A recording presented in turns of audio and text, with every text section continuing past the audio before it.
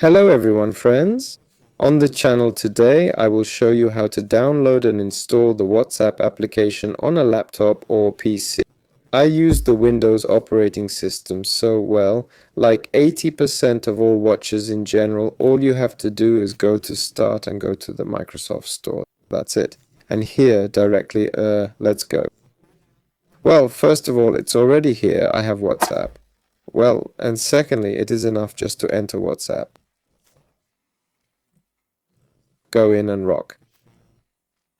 That's it. And in general, well, we are waiting for the installation. The whole process takes about 30 seconds because the program as a whole is not, well, undemanding and weighs little. 300 megabytes is a penny. Absolutely. Installation is in progress.